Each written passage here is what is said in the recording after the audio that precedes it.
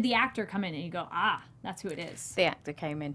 Because that's what I read about with Catherine too. It was like the first person that came in was like perfect, but you didn't want to pick her right away because it was like too soon.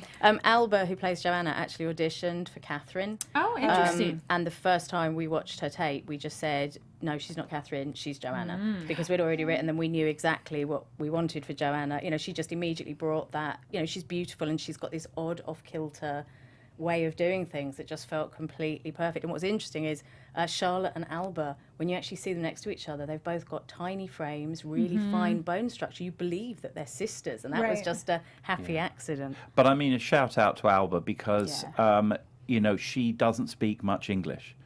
So she learnt with a coach, she learnt the lines in English by repetition and then had to trust that her performance was working and that someone would say if she sometimes intoned things in the wrong way or put the wrong emphasis on a word, it's like flying blind, but still flying brilliantly. And I mean, I think, and I know she was, at the time, she was very worried. She was like, am I going to be, is it going to be okay? And we were like, you've got something of the other about you now because this is not your first language. It's giving you something that's different. And I think she's just fantastic. Yeah. And also, isn't that more accurate in a way? If she's from Spain, like English wouldn't necessarily be the first language to discuss and do these diplomatic meetings. Absolutely. There's always a challenge, though, when you're making a show in the English language about where you place that. Because, I mean, as Matthew's saying for Alba, genuinely just some of the lines she didn't really understand, you know, and obviously she got a translation and so on. But as he says, the inflection, when you speak and properly understand a language, you know how to put the inflection on it, and when you don't, sometimes you know it comes out sounding slightly unbalanced. So we've got, I mean, you know, the cast, we've got 3 or 4 Spanish actors and then actors, British actors, and you know, from all over. But I think you have to have that mix. So when y'all were going through this, though, I know you said there's very little history on the women. Was there a lot about their relationship as sisters, or not really? Did y'all kind of?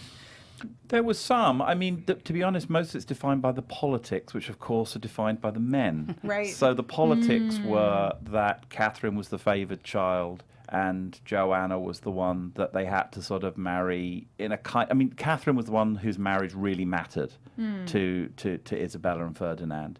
And so we kind of had to extrapolate from that maybe Joanna suffered a lot from jealousy and that she saw a side of Isabella that Catherine never saw, because Joanna was tortured by her mother for atheism. Joanna was an atheist, which was like saying you believed in leprechauns. I mean, it was so unusual to them that anyone would say, if you don't believe staunchly Catholic queen who went on to set up the Inquisition. I mean, I would almost say that was refreshing to have her be like, nope, y'all are crazy, and I don't believe that. It's like, it's fine. Exactly. Yeah, it was great when she was like, well, I don't believe it, but I know you believe it, so you swear on this. Like, that was such a good point. Yeah. So another thing with her, we get the torture reference, and then almost the trying to seduce Harry when they're in that the room, and kind of implying of her enjoying it almost as a fetish-y thing of like, here, I'm tied up and everything. Right. But it cuts away. So yes, it does. is that supposed to imply that we, the audience, can make our guess on if he and she participated in an act or not?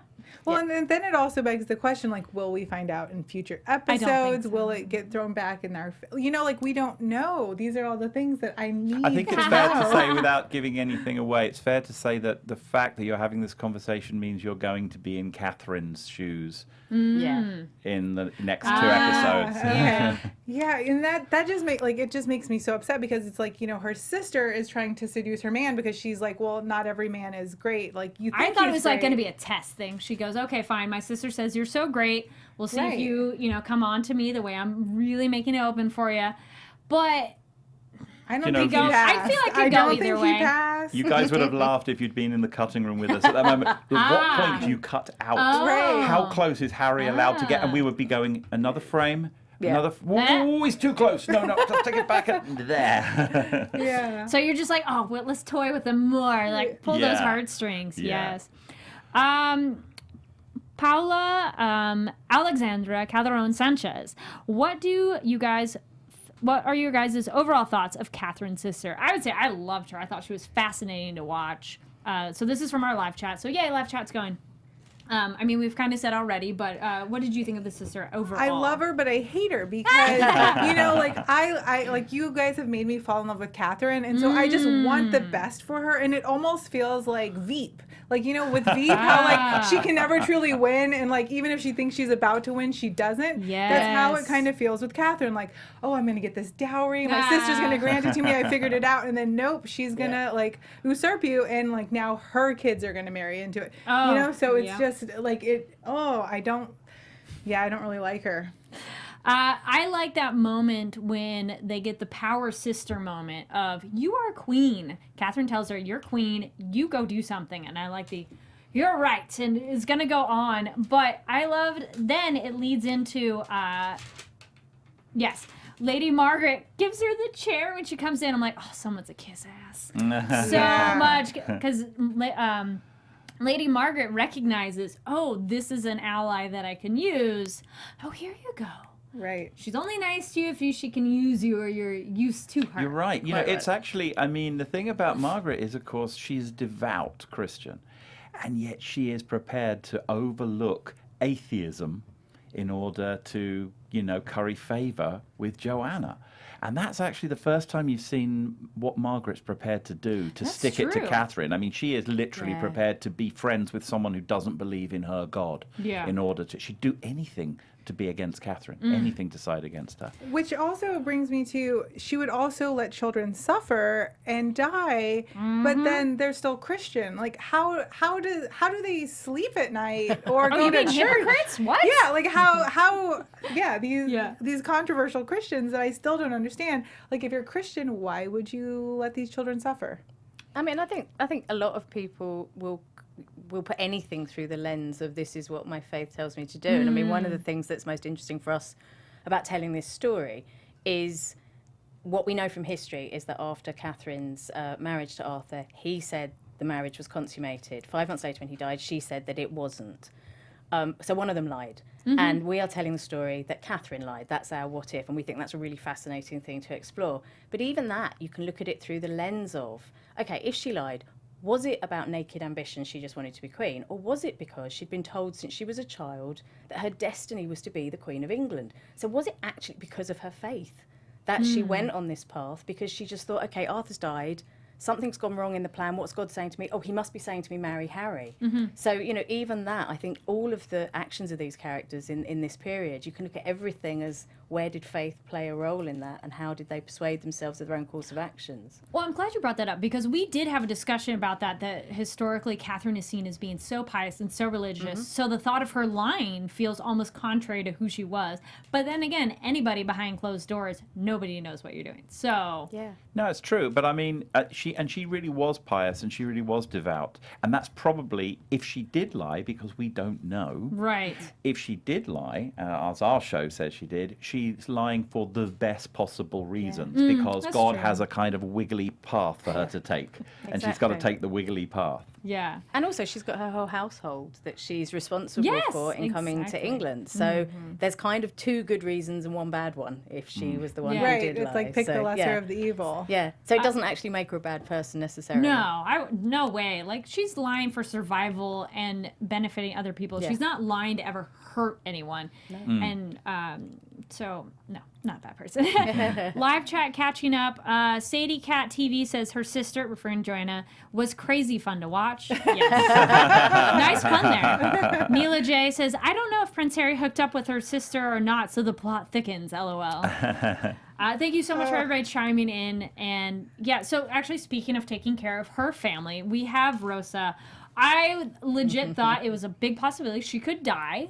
It'd be very easy to be like, oh, whoops, something happened, a little accident or something. Oh, that you mean that they would find her dead? Yeah, I was waiting for them to find her dead in the park. Yeah, so was I. I was just like, oh no, what did Stratford go and do? And we love her because she's like that friend that that believes in love and everything's gonna be okay. And then no, girl, he's married, Rosa. And it's not gonna happen. Do you know the really sad thing is that in this period, she's not even important enough to kill.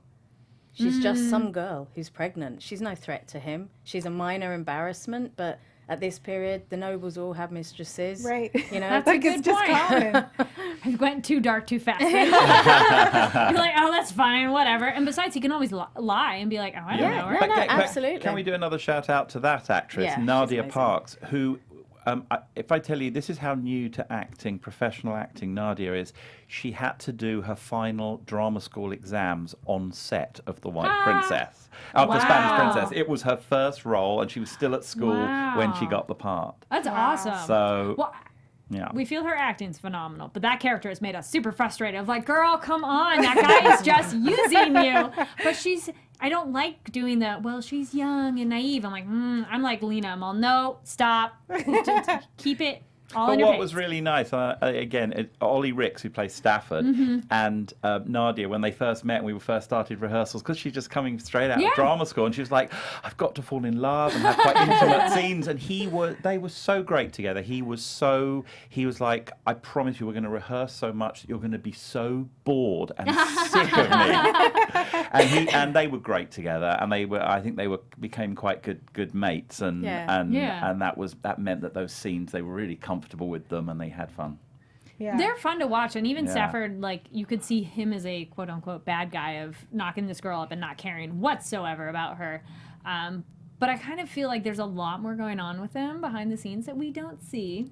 Again, I would say, if you look towards the next 8 episodes, there will be a chance to learn more about Stafford. Yeah, Oh, okay. yeah. And some Nice. redemption. Maybe some redemption. Okay. And I like that. speaking of Lena, Oh, Lena and Oviedo, they just have, like, the way that they look at each other. I'm just like, wow. I don't know, the way you're making noises over them, feeling it spells disaster for them. Oh, no. Oh, I don't want to say anything. I mean, No, I I don't. don't think you are, but I'm I like, can- oh no. No, I don't oh, want to no. say anything. It was a bad idea to come on to a TV show. No. All I will say is the path of love will have a few hiccups Sure. along the way, but I just Yeah. think that we just love them. Yeah, we do.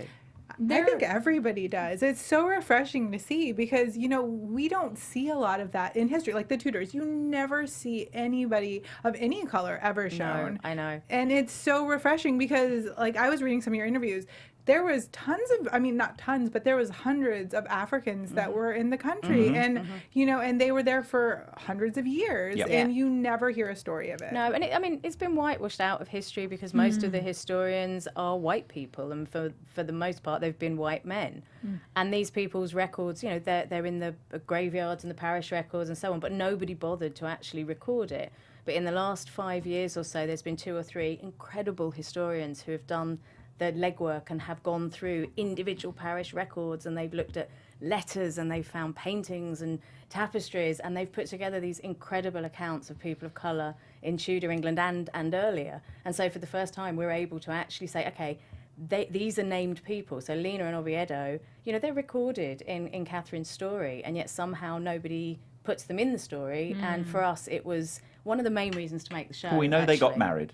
We know that they got married, and that's pretty much all we know. Okay. So I'm sure we've got their love story entirely wrong. And if there's a heaven, they're watching us from up there and going, I never said that. I never did that. It's done so well though, because we as an audience really fall in love with these characters, and their romance is a logical, easy to follow, that you go, yes, I believe these people falling in love with each other. It's not just a lust. They've had some of their hiccups, but they talk it out. They're not just first Lena goes, oh, well, do you make any money or not? Which it makes sense she has to survive. But then Oviedo checks his pride a little bit and go, okay, that makes sense. He was a little bit offended, but expressed that as well. So they have that communication. It's a good thing, communication. And so it's nice to have them fall in love with each other and be so genuine and still having passion, but realistically, we're still going to wait for marriage. Because also, birth control is not as easy a thing in this time period. Then I'm like, that's smart too.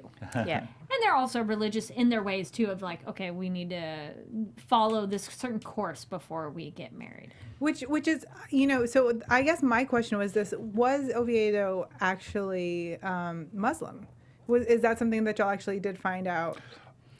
Because I know there was something about how Lena's parents or father was supposed to be. Was there she converted to Christianity, or is that? It was a really tough piece of history to research, actually, because as I'm sure you know, Isabella brings in the Spanish Inquisition.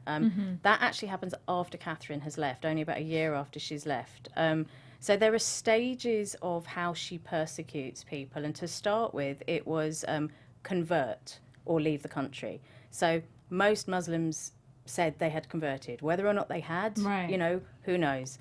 She later went on to believe that they hadn't, hence the Inquisition. She thought that they were all lying and pretending to be Catholics. From those facts about the Inquisition, we created the characters. And so for us, Lena's family had converted to Catholicism, or at least said they had. Oviedo had not. And we felt that that was the best representation of those two characters and the place they'd come from and the most interesting story to tell between the two of them. Yeah, we know that Catherine's entourage was made up of people from all over the place, and we assume that there would have been a number of different religions in there too. And being a Muslim was not outlawed in England. That it was... And there weren't enough. I don't think it sort of existed as a thing that anybody really thought about. No. So you see Margaret Beaufort just sort of thinks he's wrong, but she actually admires his devotion. But it's still technically a god to her. So I think Lady Margaret would be like, yes, your definition and what you call him might be wrong, per her opinion. Exactly. But at least it's God compared to him being like atheist or something like that. She goes, sure, you're like a adjacent. And she, that's a fair way of adjacent. And actually their relationship, I'm very worried of him like being her spy and doing things. But you know, that's all coming out of the class thing, because you know, it's interesting. Lena and Oviedo are both people of colour, not talking about colour, but talking about class. And she's saying, you're kind of the wrong class. And he wants to do right for her. And that's why he's working for Lady Margaret, because he gets a promotion. He gets more money. So it's an interesting sort of irony. Yeah, slightly misunderstanding that that's the last thing Lena wants him to do. Yeah. But again, that communication, they're not expressing it. Unshoot the horses. But I do like that she's like, okay, what other secrets are going on? And then they did open up and like, okay, let's talk more about it. And then actually another thing with Lady Margaret, her interaction with Lady Pole, not surprised whatsoever. It's like, oh, you thought the king was going to come in here? Did you see that coming? I did. I thought it was one of those that seemed too easy. I didn't think about it when she gets the letter. Okay.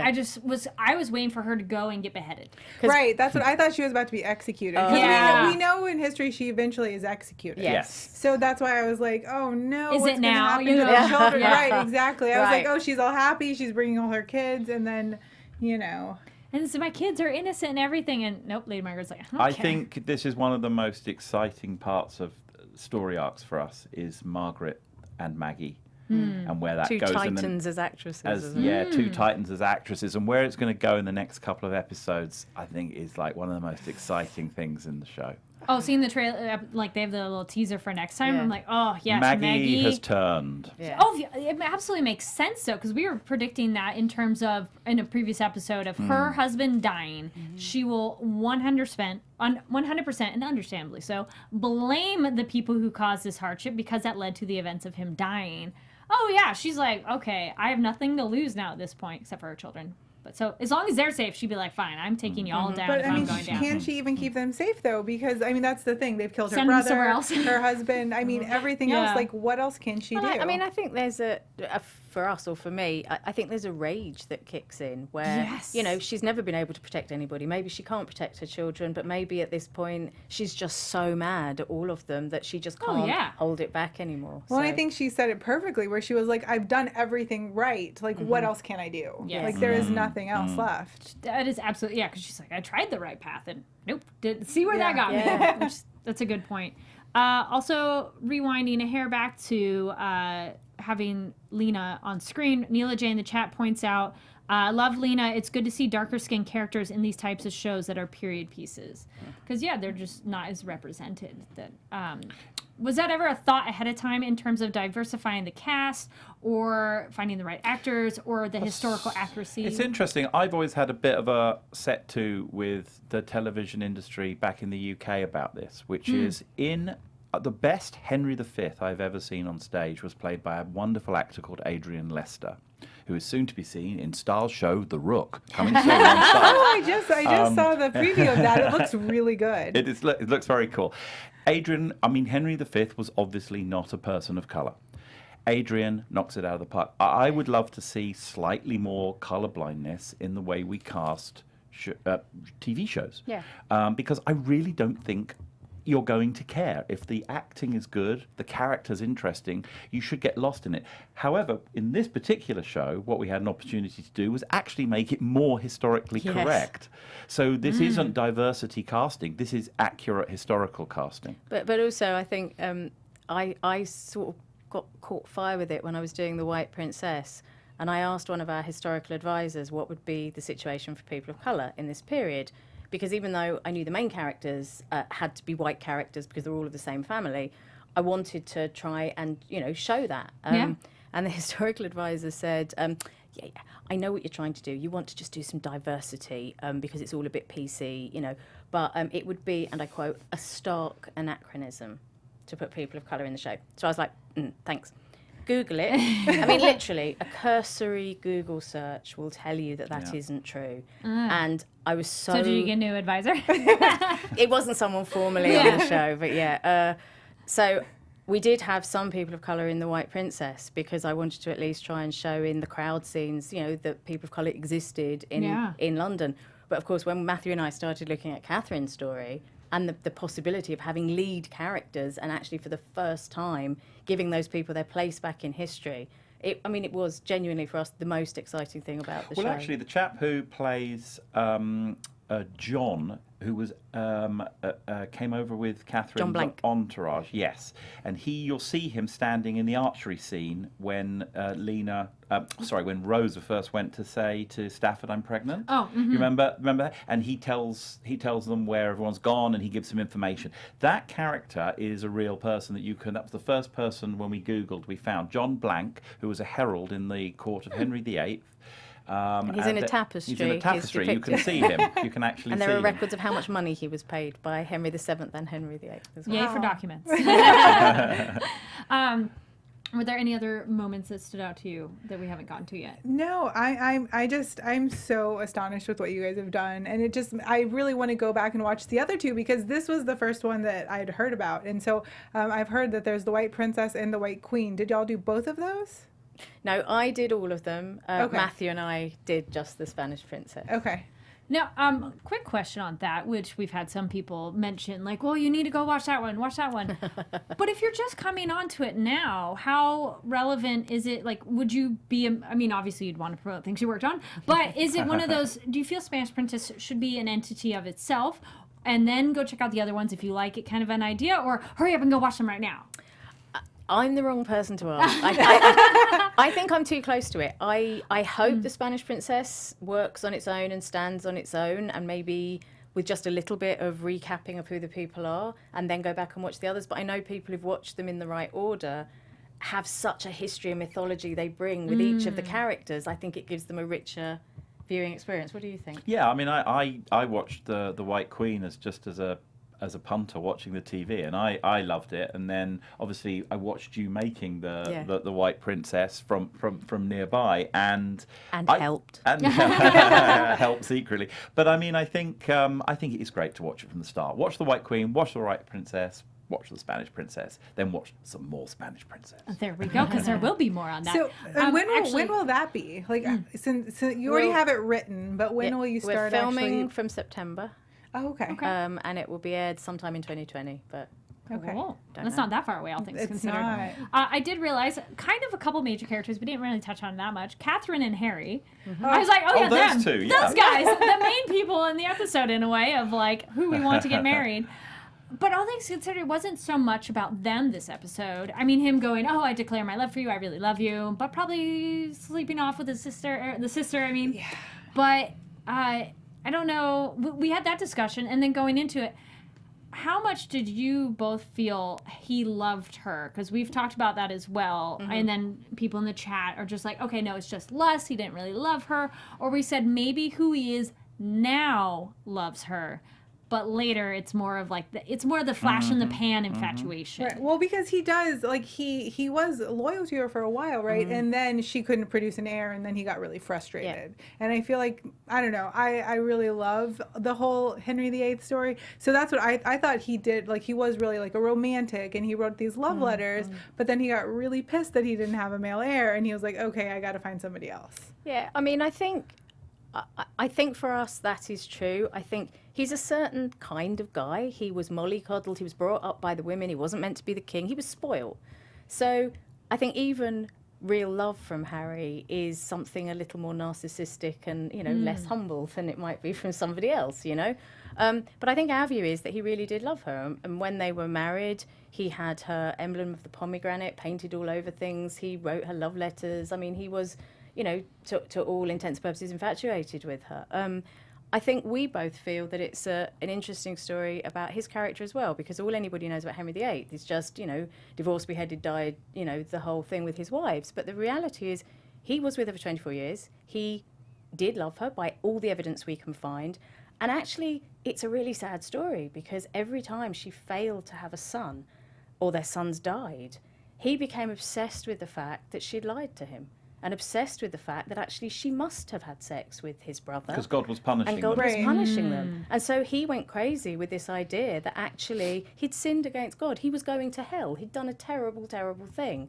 And if you look at it through that lens, I mean, obviously he did hideous things to his wives, but at the same time you go, okay, there is a slightly different story there that's more interesting and paints him in a slightly more sympathetic light. Well, and if you think about it from a parent's point of view, like, you think you're about to have this baby, and then you go through this, like, post-mortem. I mean, that had to have taken a big toll on him as well. Yeah. Oh, it did. And, I mean, Anne Boleyn was a political move, you know, to put it right with God. I mean, I think he definitely fancied Anne Boleyn very much, and he had fallen out of love in a way with Catherine. But I think she was, as Emma says, the true love of his life. Now, we've been touching upon it already a bit, but we'll do our special segment of Keeping It Real. Oh, good, because I have a good question for that. So it's been fascinating to talk about the fact of fiction of this show. Go ahead with your question. So my question for this, Keeping It Real, we know that Prince Harry was not that old. Like, he was 10 when they first met. You show him as a handsome, and he just seems to be getting more handsome. They grow as up the so fast episode. these days, I'm like, okay, I can get on board with this guy. You know, so why did y'all decide to go with a little bit older? Just to get the ball rolling? Well, we just thought it might look a little bit like a school production if they were all kind of like, hello, Catherine, with his big crown on. And, which goes to our question of the bowl cut with Arthur. Like, we first saw that, and we were like, we would not want to marry that guy at all. Was that... Well, that's a real Tudor haircut. And also, you know, as program makers, it is, of course, also coding Arthur as that's the one you don't fancy. Right. You know, and that's the one you do. But also, I mean, to build on what Matthew said, it's a really tricky story to tell, because she arrives, and for us, within 2 episodes, Arthur is dead, and what we're asking people to look at is the love story between her and Harry. If we'd had a child, a 10-year-old, playing Harry in episode 1, and then what? We recast him to what? A 14-year-old in episode 2, and then by episode 3, suddenly, no, here's Rory, here's our actor. The audience will be going, what? Sorry, what's happening? And you're not invested in it. And so we had to make a decision. What is the essential story here? And the essential story is between Catherine and Harry. So therefore, we disregarded the age that he was when she arrived, so that we can say right from the beginning to the audience, watch this space. You know, these are the people you're investing in here. I looked like Rory when I was 10. Well, and then also building upon that, when you're making the decisions for this show, how do you approach the fact and fiction and making it as much history and how historically accurate you can? Because, I mean, this is a star show. This is not a History Channel show.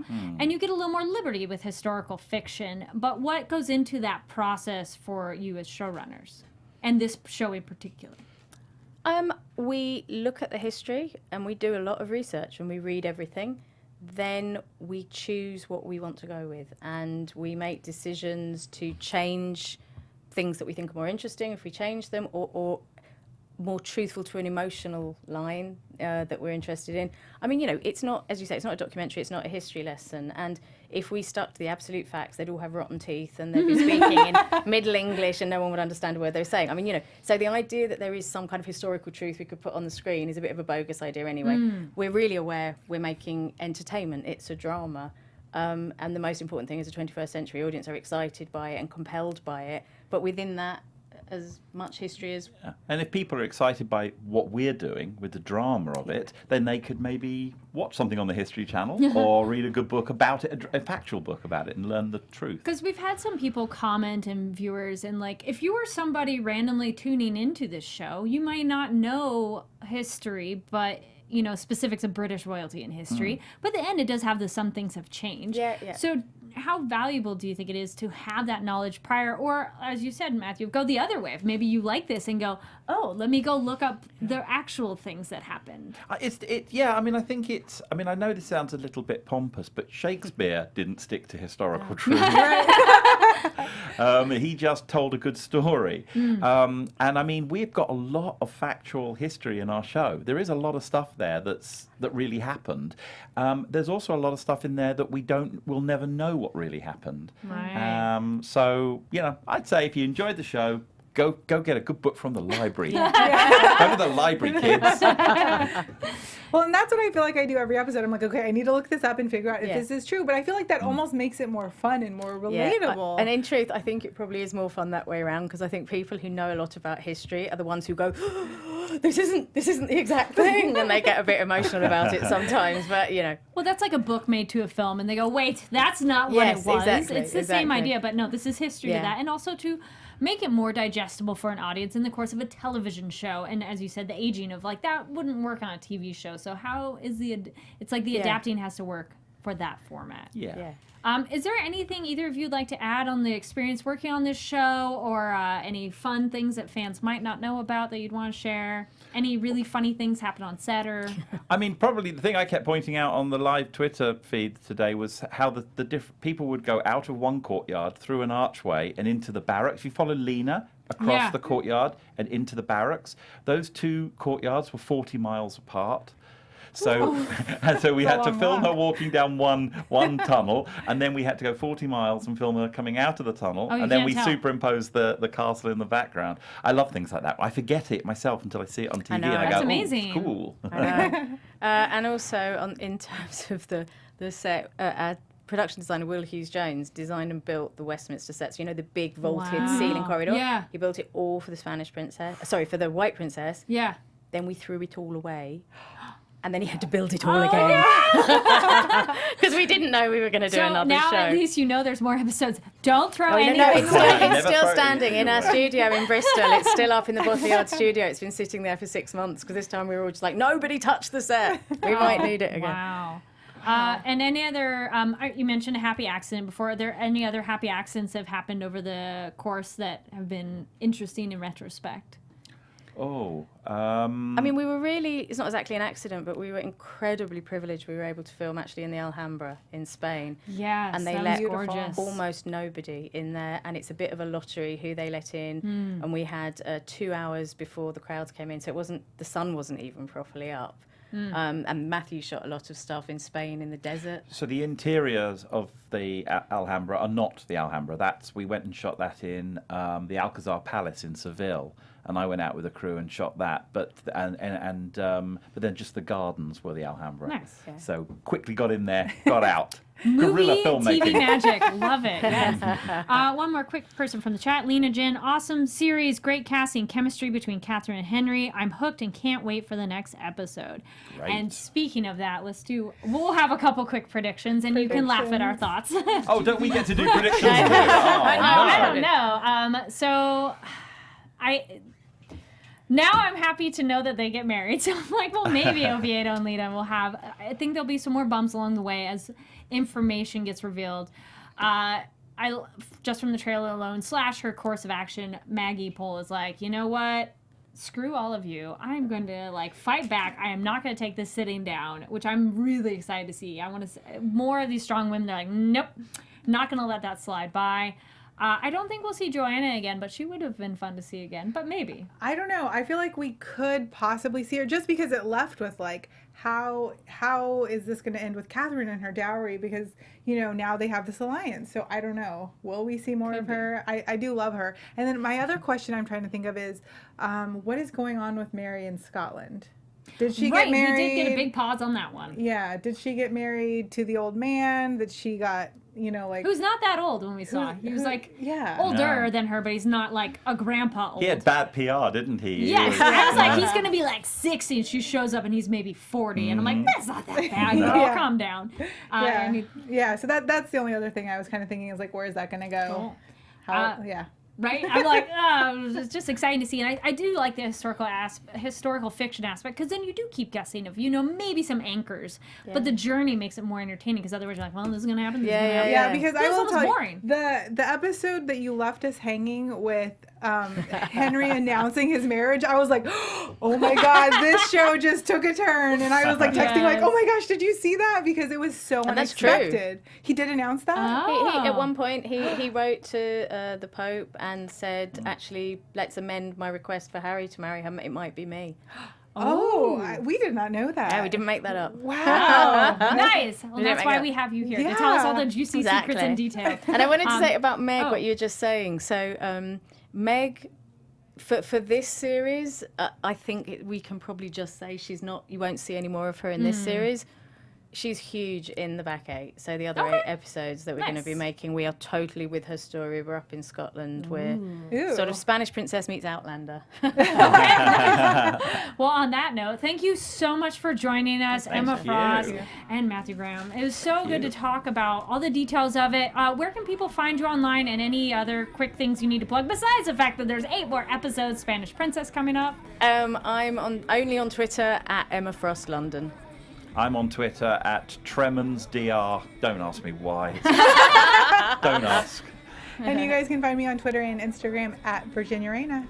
And my name's Carrie Lane. You can find me online at Carrie D Lane. That's KARIDLANE. Thank you so much for being with us. Thank you so much, everybody watching, listening, and we'll see you all next week. Our founder, Keven Undergaro, and me, Maria Menounos, would like to thank you for tuning in to AfterBuzz TV. Remember, we're not just the first, we're the biggest in the world, and we're the only destination for all your favorite TV shows. Whatever you crave, we've got it. So go to AfterBuzzTV.com and check out our lineup. Buzz you later. The views expressed herein are those of the hosts only and do not necessarily reflect the views of AfterBuzz TV or its owners or principals.